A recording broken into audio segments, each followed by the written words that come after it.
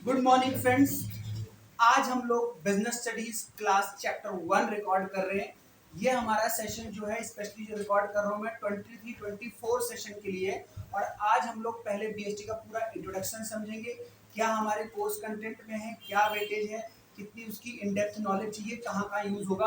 और चैप्टर 1 आज के हम सेशन में स्टार्ट कर देंगे। राइट, तो आपको क्या करना है, जिस तरीके से आप लोग चैप्टर 1 में क्या करेंगे, आप अपनी बुक ओपन करके बैठ जाइए। जहां पे मैं टॉपिक पे आपको टाइम दूंगा वहां पे आपको पढ़ना है, वीडियो को रोक के। और पूरी तरीके से कुछ भी डाउट आएगा आप सीधा कमेंट कर सकते हैं या फिर आप व्हाट्सएप कर सकते हैं। चलिए, रिस्पेक्टिव बुक ओपन कीजिए। सबसे पहले इंडेक्स पे आइए, मैं पूरा गो थ्रू कराता हूँ। जिस तरीके से आपको मैं गाइड करूंगा उस तरीके से अगर आप पढ़ेंगे तो आपकी बिजनेस स्टडीज में 90+ मार्क्स लाने की गारंटी मेरी है। इसी वीडियोस में मैं आपको सारे जो लेक्चर, तो सबसे पहले आप अपनी रिस्पेक्टिव बुक ओपन कीजिए। उसमें देखिए हमारे पास क्लास 12 में क्या क्या चैप्टर्स हम लोगों को गो थ्रू करने हैं। फटाफट ओपन कीजिए। मैंने इस मोबाइल में अपने नोट्स खोले हुए हैं। इस डिस्क्रिप्शन में वीडियो के आपको चैप्टर वाइज नोट्स भी अवेलेबल हो जाएंगे। देखिए, सबसे पहला चैप्टर है हमारे पास नेचर ऑफ मैनेजमेंट। इसमें हम लोग 5 to 8 मार्क्स कवर करेंगे। प्रिंसिपल ऑफ मैनेजमेंट ये 2 to 5 मार्क्स का कवर करेंगे। Business environment 2 to 5 marks. Planning 5 to 8 marks. Organising 5 to 8 marks. Staffing 4 to 6 marks.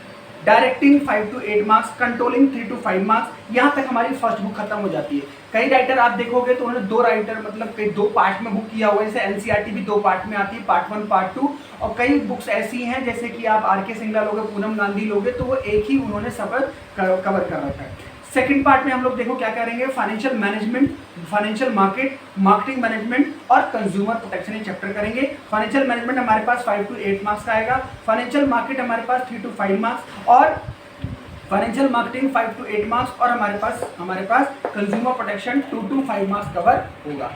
80 marks का आपका एग्जाम होगा, आपको पता है। 20 मार्क्स का आपका स्कूल में प्रैक्टिकल होगा, जिसको आप में 20 में से 20 लाने का टारगेट रखना है। अब थोड़ा सा ये समझते हैं सर बिजनेस स्टडीज को पढ़ना क्यों जरूरी है और इसका स्कोप क्या है। सबसे पहले आप ध्यान सुनेंगे, जब आप क्लास 12 पास करेंगे तो आपके पास 2 अपॉर्चुनिटीज है। या तो आपको रेगुलर कॉलेज में जाना है या आपको कोई प्रोफेशनल कोर्स करना है। यदि आपको प्रोफेशनल कोर्स में जाना है तो जो आपका एंट्रेंस होगा उसमें बिजनेस स्टडीज का सब्जेक्ट आपसे पूछा जाएगा। एक बात, अगर आप कॉलेज में जाना चाहते हैं तो एक एग्जाम होता है CUET, इसकी वीडियो मैं बाद में बना दूंगा। CUET का मतलब होता है अगर किसी भी आप यूनिवर्सिटी में जाना चाहते हैं, अब उसका एंट्रेंस टेस्ट होता है तो उसके एग्जाम में कंपलसरी पेपर है। अगर आप बीकॉम या बीकॉम ऑनर्स अप्लाई करोगे तो आपको बिजनेस स्टडीज सब्जेक्ट पढ़ के ही जाना है। अच्छा, और क्या बात है, अब ये जो चैप्टर आप पढ़ रहे हो उसका नाम ही मैनेजमेंट है। तो अगर आप इन फ्यूचर सोच रहे हैं आपको BBA करने की, MBA करने की, तो ये उसकी पहली ब्रांच है। यह आपकी पहली सीढ़ी है जो आप MBA BBA कोर्स करने की बात कर रहे हो। तो बिजनेस स्टडीज एक सब्जेक्ट नहीं है, बिजनेस स्टडीज आपकी मेन स्ट्रीम है, क्योंकि इसमें जो हम थ्योरेटिकल पार्ट पढ़ते हैं वही आपके सारे प्रैक्टिकल में डिस्कस करते हैं। अगर आपको थोड़ा बहुत क्लास 11 की बिजनेस स्टडीज याद हो तो जो भी आपने क्लास 11 की बिजनेस स्टडीज पढ़ा था वो सारा 12th में आप प्रैक्टिकल कर रहे हो। अगर मैं आपको याद दिला दूं, सोर्स ऑफ फाइनेंस आपने पढ़ा था, पार्टनरशिप पढ़ा था, कंपनी पढ़ा था, ठीक है, internal trade, external trade, international business, banking क्या होता है, इंश्योरेंस क्या होता है, यही सारा प्रैक्टिकल आप आगे चल के इनकी अकाउंटिंग करना सीखेंगे। तो बिजनेस स्टडीज को सब्जेक्ट पढ़ के नहीं समझना है, इसको आप एक स्ट्रीम समझ के पढ़ेंगे और इसमें आपको हाईएस्ट मार्क्स लाने की पूरी अपॉर्चुनिटी है। लेकिन मैं आपको बता दूं, क्योंकि ये थ्योरी सब्जेक्ट है इसलिए इसमें कम मार्क्स आने के, कंपार्टमेंट आने के या फिर ER आने के ज़्यादा प्रॉबिलिटी होती है अगर आप इस सब्जेक्ट को कैजुअल लेते हो तो। राइट, तो ये मैंने आपको थोड़ा बहुत इसका स्कोप बता दिया। अब विदाउट वेस्टिंग टाइम आज की वीडियो में हम लोग शुरू कर रहे हैं चैप्टर 1 जिसका नाम है मैनेजमेंट। चैप्टर 1 जिसका नाम है नेचर ऑफ मैनेजमेंट। मैनेजमेंट का मतलब क्या होता है, मैनेजमेंट है क्या, इसको घर से शुरुआत करते हैं। जिस तरीके से आपके स्कूल में एक प्रिंसिपल होते हैं, पूरे स्कूल को मैनेज करते हैं।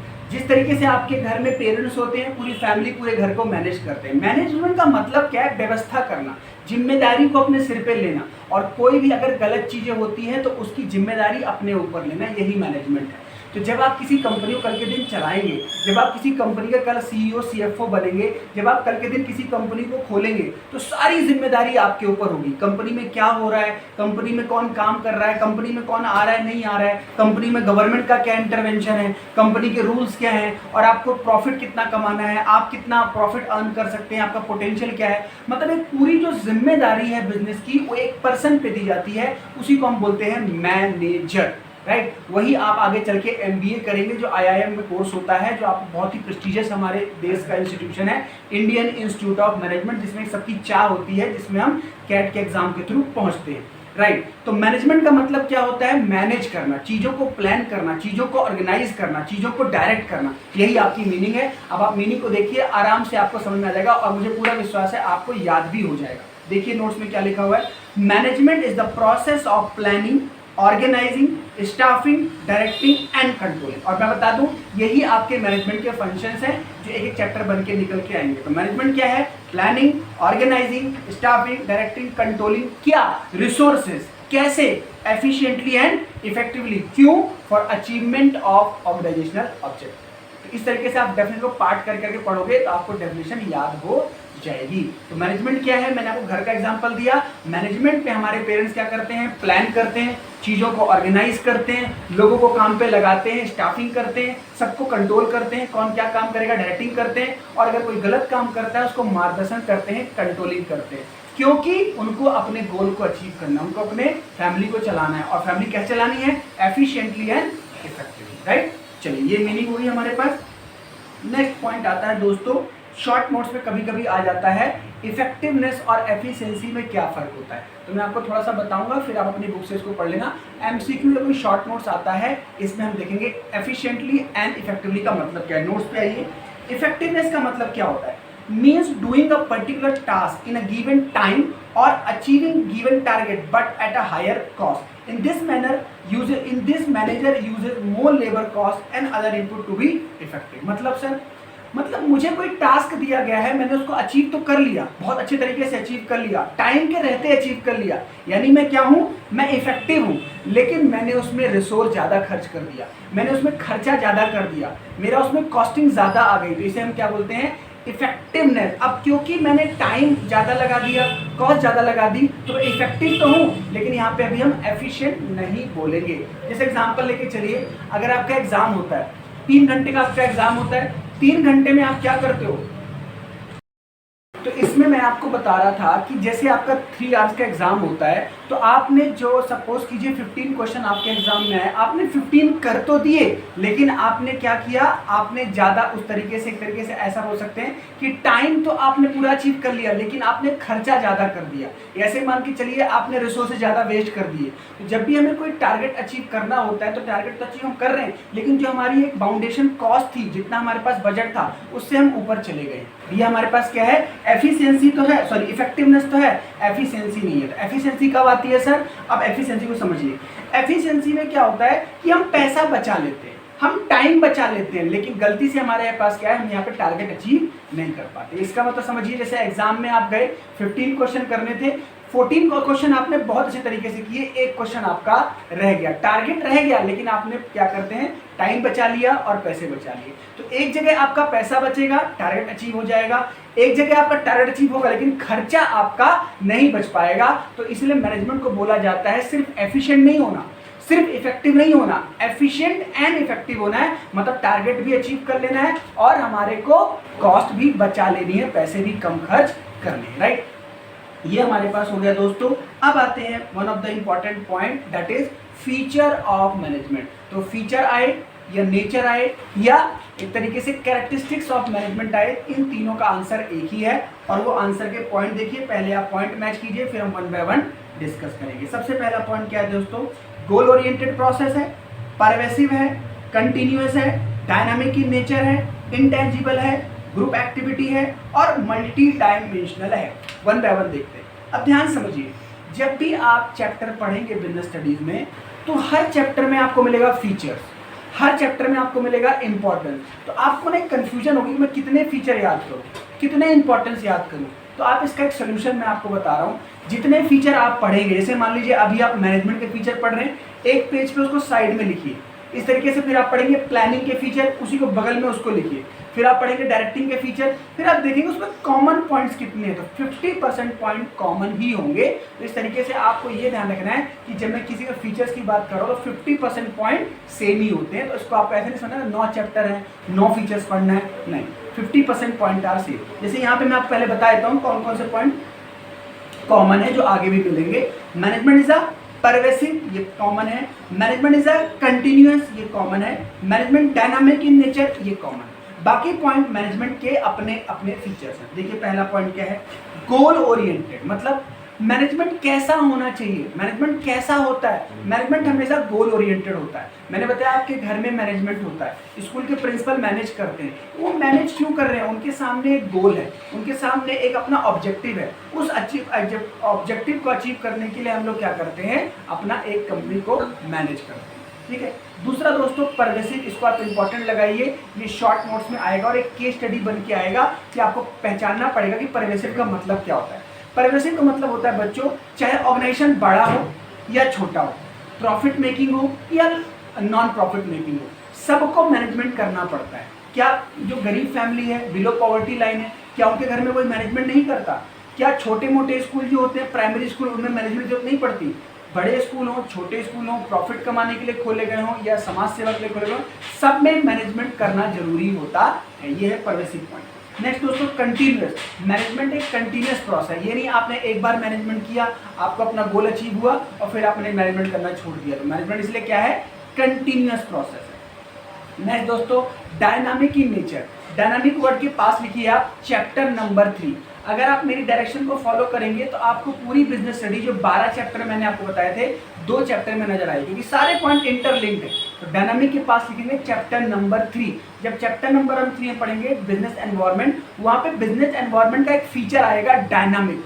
बिजनेस एनवायरनमेंट कैसा होता है, डायनामिक होता है, चेंज होता रहता है। आज दिल्ली में बारिश हो रही है, कल धूप होगी, कल धूप होगी, परसों फिर बारिश होगी। तो एक ऐसा एनवायरनमेंट जिसको मैं प्रेडिक्ट नहीं कर पा रहा हूँ, दैट इज एनवायरनमेंट कैसा होता है, डायनामिक। डायनामिक का मतलब होता है, वहां पे लिखिए कीप ऑन चेंजिंग। डायनामिक का मतलब होता है कीप ऑन चेंजिंग, यानी एनवायरनमेंट या मैनेजमेंट कैसा होना चाहिए। देखिए एनवायरनमेंट कैसा होता है, डायनामिक, तो मैनेजमेंट को कैसा होना चाहिए, डायनामिक इन नेचर, यानी अपने हिसाब से उसको क्या करना चाहिए, चेंज करना चाहिए। जैसी जरूरत पड़े वैसा मैनेजमेंट अपने आप को अपग्रेड कर लेना चाहिए। नेक्स्ट दोस्तों मैनेजमेंट इंटेंजिबल है, मतलब मैनेजमेंट एक इंटेंजिबल है, मतलब आप इसको टच नहीं कर सकते, मूव नहीं कर सकते, सिर्फ इसको फील कर सकते हो। जैसे बहुत अच्छा स्कूल है, बहुत अच्छी यूनिवर्सिटी है, बहुत अच्छी कंट्री है, बहुत अच्छा राज्य है, यानी मैनेजमेंट वहाँ का बहुत अच्छा है। नेक्स्ट दोस्तों एक पॉइंट आता है मल्टी डायमेंशनल।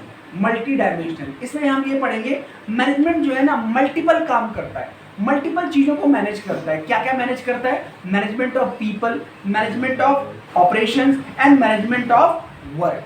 काम को मैनेज करना, जैसे एक कंपनी है वो प्रोडक्शन भी करती है, मार्केटिंग भी करती है, सेल्स भी करती है, तो सारे डिपार्टमेंट को जो मैनेजर होगा, जो हेड होगा, वो मैनेज करेगा। इस तरीके से मैनेजमेंट में प्रोसेस होता है। प्रोसेस क्या होता है, जैसे मान लीजिए मैं कंप्यूटर बनाने की कंपनी में काम करता हूँ, तो मैनेजमेंट कैसे काम करता है, पहले मैनेजमेंट सॉफ्टवेयर को देखता है, फिर हार्डवेयर को देखता है, फिर असेंबली को देखता है, फिर चेकिंग को देखता है, फिर वो सोल्ड करने जाता है। कोई भी चीज़ मार्केट में तुरंत बनने के बाद मार्केट में नहीं आ जाती। तो मैनेजमेंट ऑफ वर्क को हमें करना पड़ता है, मैनेजमेंट ऑफ ऑपरेशन करना पड़ता है, और मैनेजमेंट ऑफ पीपल, लोगों को मैनेज करना है आपको।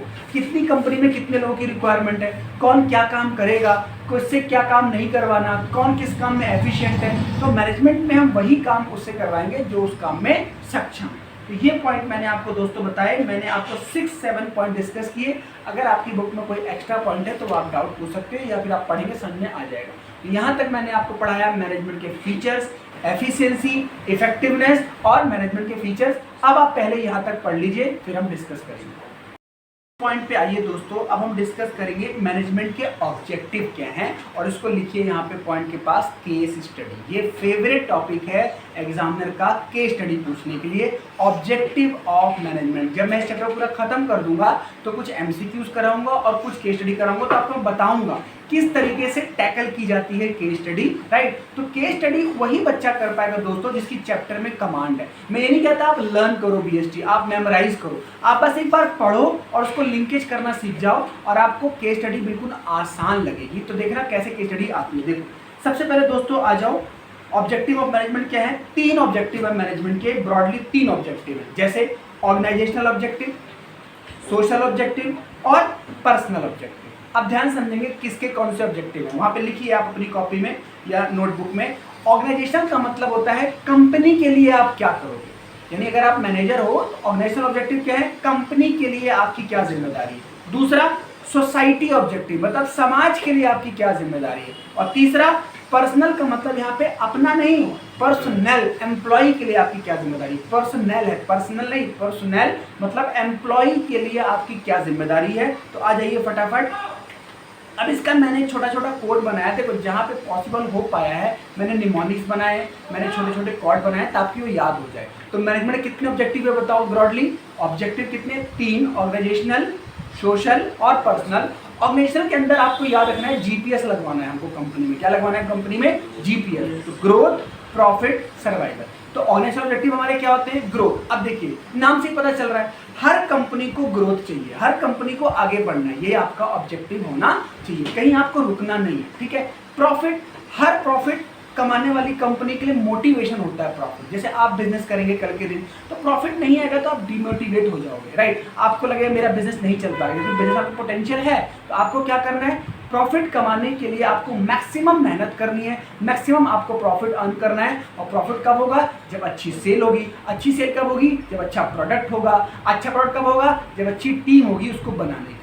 तो ग्रोथ, प्रॉफिट, सर्वाइवल। सर्वाइवल क्या होता है, हमने कोविड का टाइम देखा, कितनी कंपनियां बंद हो गई, कितने बेरोजगार हो गए, कितनी कंपनियों के एम्प्लॉयज को हमने निकलते हुए देखा कंपनी से, राइट। तो सर्वाइवल का मतलब है आपको अपने आप को ऐसे चलाना है कि गंदे से गंदे टाइम को भी हम फेस कर पाए, सर्वाइव कर पाए, राइट। इस गंदे से गंदे टाइम में भी हम अपने एम्प्लॉय को सैलरी दे सकें। टाटा कंपनी ने किया, टाटा कंपनी ने अनाउंसमेंट किया कि कोविड के टाइम पे किसी भी एम्प्लॉय की सैलरी हम काटेंगे नहीं और किसी भी एम्प्लॉय को हम जॉब से निकालेंगे नहीं। ये होती कंपनी की सर्वाइवल की क्षमता, राइट। तो जीपीएस आपने लगवाया, ग्रोथ, प्रॉफिट, सर्वाइवल। अब आते हैं दोस्तों सोसाइटल ऑब्जेक्टिव क्या है, तो बहुत आसान है। एनवायरमेंटल फ्रेंडली प्रोडक्ट बनाइए, आप लोगों को एम्प्लॉयमेंट दीजिए, लोगों को बेसिक एमिनिटी पूरी कीजिए। लोग क्या चाहते हैं, रोटी, कपड़ा, मकान, दवाइयाँ। तो आप बिजनेस कीजिए लेकिन लोगों की डेली की जरूरतों को पूरा कीजिए। आप वो चीज़ें जरूर बनाइए जो लग्जीरियस हैं, लेकिन वो चीज़ें जरूर बनाइए जो लोगों की ज़रूरत है, राइट। फिर पर्सनल एम्प्लॉय के पॉइंट ऑफ व्यू से देखिए, कॉम्पिटिटिव सैलरी एक पॉइंट होगा, मतलब अच्छी सैलरी देनी है आपको, है ना।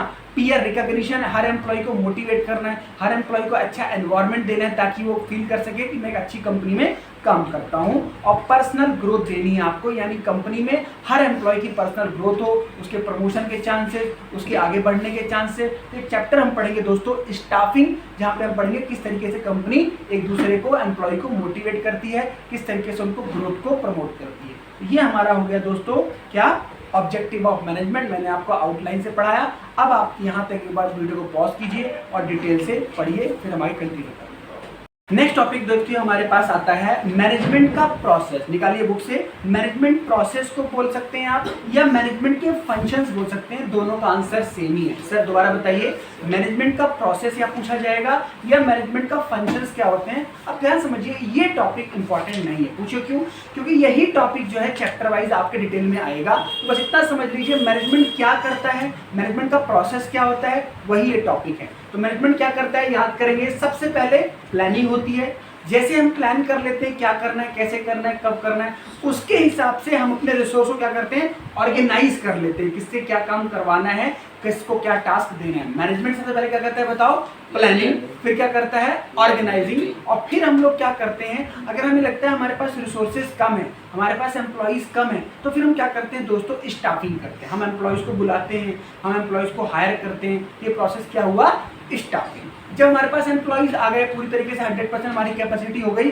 फिर हम क्या करते हैं, डायरेक्टिंग करते हैं। जैसे कोई मूवी बनानी होती है हमको, तो पहले हम एक्टर ढूंढते हैं कौन होगा, फिर हम एक्टर ढूंढते हैं, विलेन ढूंढते हैं, है ना। वो सारी कास्ट मिलने के बाद फिर मूवी क्या हो जाती है, शुरू। डायरेक्टर का वहाँ से काम शुरू होता है। इस तरीके से डायरेक्टर कौन होता है, जो काम को इनिशिएट कराता है। तो सबसे पहले हमने क्या किया बताओ, प्लानिंग, फिर क्या किया, ऑर्गेनाइजिंग, फिर क्या किया, स्टाफिंग, फिर क्या किया, डायरेक्टिंग, और लास्ट में हम क्या करेंगे दोस्तों, कंट्रोलिंग। कंट्रोलिंग अगर आप नहीं करते हैं तो मैनेजमेंट का कोई करने का मतलब नहीं है। तो कंट्रोलिंग में हम टॉपिक पढ़ेंगे, मैनेजमेंट में हम कंट्रोलिंग में चैप्टर हम टॉपिक पढ़ेंगे कि relationship between planning and controlling. यानी कंट्रोलिंग अगर आप नहीं करते हो तो प्लानिंग करने का कोई फायदा नहीं है। अगर आपको अपने ऊपर संयम नहीं है तो आप टाइम टेबल मत बनाइए। यानी जब हम डेली अलार्म लगाते हैं और हमें उठना अपने टाइम से ही है, तो मैनेजमेंट कहता है there is no role of controlling. Controlling is very essential function of management. यही हमारे फंक्शन हो गए और प्रोसेस से बताइए, planning, organising, staffing, directing, controlling. यहाँ पे आप पॉइंट पढ़ लीजिए, फिर हम लोग आगे कंटिन्यू करेंगे। नेक्स्ट टॉपिक देखिए दोस्तों, अपनी बुक में टॉपिक निकालिए importance of management. Importance of management के ब्रैकेट में लिखेंगे व्हाई मैनेजमेंट इज नेसेसरी। ऐसा क्वेश्चन अगर हमारे पास आता है तो इसका आंसर क्या है, इंपॉर्टेंस ऑफ मैनेजमेंट। मैनेजमेंट क्यों जरूरी है, मैनेजमेंट की वैल्यू क्या है, मैनेजमेंट की अहमियत क्या है, मैनेजमेंट के बिना क्या हो जाएगा, मैनेजमेंट नहीं होगा तो क्या प्रॉब्लम हो जाएगी, ये हमारे पास टॉपिक है। तो देखिए अब बच्चे ना कंफ्यूज होते हैं, ध्यान समझिए इस चीज को। बच्चे कंफ्यूज होते हैं सर फीचर्स और इंपॉर्टेंस क्या सेम ही है, सर पॉइंट एक जैसे लग रहे हैं। हाँ पॉइंट एक जैसे लग सकते हैं लेकिन दोनों पॉइंट के आंसर अलग है। फीचर का मतलब आप लिखते हो, फीचर का मतलब अच्छाइयाँ, मैनेजमेंट कैसा होना चाहिए, मैनेजमेंट कैसा होता है। इंपॉर्टेंस जब आप लिखते हो तो आप ये लिखते हो मैनेजमेंट कैसा होना चाहिए, मैनेजमेंट की इंपॉर्टेंस क्या है। जैसे मैं बोलूँ क्लास 12th में कैसे पढ़ना चाहिए, तो मैं आपको इंपॉर्टेंस बता रहा हूँ क्लास 12th की। लेकिन जब मैं बताता हूँ कि क्लास 12th में एक बच्चा पास हुआ, वो ऐसे पढ़ता था, तो मैं उसके फीचर्स बता रहा हूँ। तो इतने घंटे पढ़ता था, इतने घंटे सोता था, इस बुक से पढ़ता था, फीचर। ठीक है, तो be careful while writing the answer of feature and importance, right. चलिए मैनेजमेंट की इंपॉर्टेंस, पहला पॉइंट देखिए हेल्प इन अचीविंग ग्रुप गोल। अब आप इसको फीचर से याद करो, वहां पे आपने फीचर बनाया था ग्रुप गोल, मैनेजमेंट सेट करता है ग्रुप गोल, तो इसकी इंपॉर्टेंस क्या हुई बताओ। मैनेजमेंट की इंपॉर्टेंस ये है कि ग्रुप गोल को अचीव करने में कौन हेल्प करता है, मैनेजमेंट हेल्प करता है, राइट। जैसे एक फैमिली को हम देखते हैं तो जो पेरेंट्स होते हैं वो पूरी फैमिली की जिम्मेदारी लेते हैं, यानी पेरेंट्स के सिर पे क्या है, एक ग्रुप गोल को अचीव करने की जिम्मेदारी है। उनको अपने बच्चे की जरूरत पूरी करनी है, बच्ची की जरूरत पूरी करनी है ना, अपने रिलेशन में पूरी करनी है, अपने आप को खर्चे भी चलाने हैं। इस तरीके से मैनेजमेंट एक ग्रुप गोल को अचीव करने के लिए बहुत ज़रूरी है, इसलिए मैनेजमेंट बहुत इंपॉर्टेंट है। नेक्स्ट दोस्तों इंक्रीज एफिशिएंसी, मैंने आपको पॉइंट बताए थे एफिशिएंसी और इफेक्टिवनेस। तो जितने ज़्यादा आप अच्छे हो जाएंगे काम करने में, जितने ज़्यादा आप निपुण हो जाएंगे, जितने ज़्यादा आप कैपेबल हो जाएंगे, उतनी ज़्यादा आपकी एफिशिएंसी इफेक्टिवनेस इंक्रीज होगी। जैसे सपोज कीजिए I have been teaching since 2015, इसका मतलब you can say that I have an experience of long experience of business studies, I am teaching since 2015, even you can say that sir has a vast experience of business studies. It means somehow I am expertise, somehow I am efficient, somehow I am efficient, effective, right। तो management जो कला होती है वो कैसे आती है, किसी काम को बार बार करते हुए, किसी काम से बार बार रिजल्ट में फेलियर होते हुए, सक्सेस होते हुए हम उसमें एक्सपर्ट बनते हैं। मैनेजमेंट कैसा हो, मैनेजमेंट की इंपॉर्टेंस क्या है, एफिशिएंसी इंक्रीज होती है, इसलिए मैनेजमेंट इंपॉर्टेंट है। नेक्स्ट दोस्तों help in achieving personal objective. अब मैंने आपको ऑब्जेक्टिव पढ़ाए थे, याद कीजिए, पर्सनल ऑब्जेक्टिव, सोशल ऑब्जेक्टिव और ऑर्गेनाइजेशन, 3 पॉइंट आपके यहीं से बन जाएंगे। दोबारा ध्यान समझिए, जो 3 मैंने ऑब्जेक्टिव बताए थे उन्हीं 3 को यहाँ पे ऐड करिए कि मैनेजमेंट क्या करता है, help in achieving personal objective, management क्या करता है, help in achieving organisational objective, management क्या करता है, help in achieving societal objective. ये 3 पॉइंट यहाँ से बन गए, ये मैनेजमेंट की इंपॉर्टेंस है। नेक्स्ट दोस्तों क्रिएट डायनामिक एनवायरनमेंट, याद कीजिए, फिर से याद कीजिए, मैंने फीचर बताया था मैनेजमेंट कैसा होना चाहिए, डायनामिक इन नेचर। तो मैनेजमेंट की इंपॉर्टेंस क्या हो गई, डायनामिक एनवायरनमेंट से लड़ने की शक्ति बनाता है क्या मैनेजमेंट। इसीलिए मैनेजमेंट की इंपॉर्टेंस क्या है, management create dynamic environment so that we can fight, so that we can tackle the weakness and opportunities and threats of the business environment. तो ये हमने एक डिस्कस किया पॉइंट दोस्तों, इंपॉर्टेंस ऑफ मैनेजमेंट। यहाँ पे आप फिर से वीडियो को रोकिए और डिटेल से पूरा पढ़िए, फिर आई कैन। हमारे पास आता है दोस्तों लेवल ऑफ मैनेजमेंट, यहाँ पे लिखिए केस स्टडी। तो जहाँ जहाँ से केस स्टडी एक्सपेक्टेड है मैं आपको पहले ही लिखवा देता हूँ, क्योंकि वहीं से केस स्टडी फॉर्म हो सकती है और कहीं से केस स्टडी बनाने में प्रॉब्लम होती है। तो एग्जामिनर को पता होता है कहाँ से मैं बच्चे को परेशान कर सकता हूँ, क्योंकि लेवल आ गया तो फिर से कन्फ्यूजन का पॉइंट आ गया, कौन सा टॉप लेवल, कौन सा मिडिल लेवल, कौन सा लोअर लेवल। तो sir top level of management की बात करते हैं दोस्तों। जब किसी आप कंपनी में काम करोगे तो आप सीधे ही किसी टॉप पे नहीं पहुंच सकते, किसी भी कंपनी के आप टॉप पे नहीं पहुंच सकते, आपको नीचे शुरुआत करनी पड़ेगी।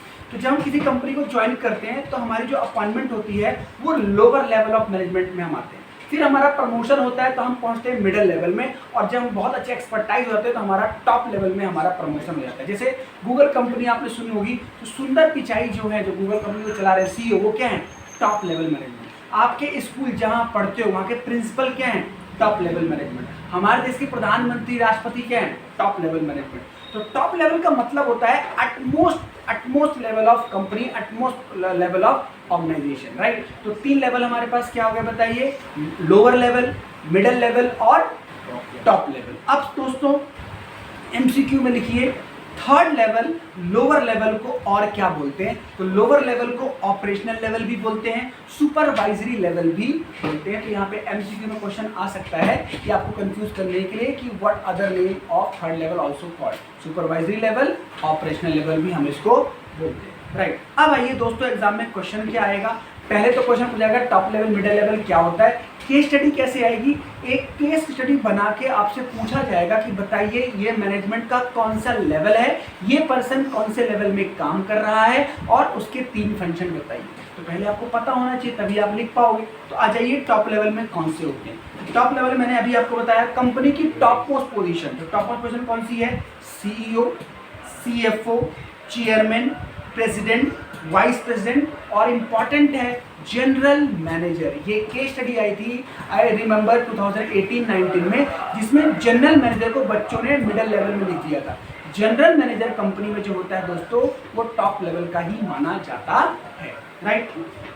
अब दोस्तों इसके फंक्शन क्या होते हैं? टॉप लेवल करता क्या है? तो टॉप लेवल क्या करता है? देखो, हर कंपनी के प्लान को बनाता है, पॉलिसी को बनाता है, रूल को बनाता है, राइट। तो फॉर्मुलेशन ऑफ प्लान पहला फंक्शन। दूसरा, कोऑर्डिनेट एक्टिविटी, पूरे देश को संजो के रखना है, पूरे देश को बांध के रखना है, हर एक्टिविटी को बांध के रखना है, क्योंकि कल के दिन कुछ भी गड़बड़ होगी तो आपसे पूछा जाएगा कि कंपनी लॉस में क्यों है, कंपनी लॉस में क्यों गई, कंपनी का सेल कम कैसे हुआ। तो आपको सारी एक्टिविटी को क्या करना है? कोऑर्डिनेट करना है। और मैं आपको बता दूं अभी इसी चैप्टर में हम एक टॉपिक पढ़ेंगे कोऑर्डिनेशन, वहीं से वर्ड आया कोऑर्डिनेट। तो सारी एक्टिविटी क्या करना है? आपको कोऑर्डिनेट करना है। नेक्स्ट दोस्तों, responsible for welfare of employee, welfare of company, यानी आप ही वो पर्सन हो जिसको कंपनी के वेलफेयर का काम करना है, एम्प्लॉयज के वेलफेयर का काम करना है और समाज का वेलफेयर भी आप ही के हाथ में है।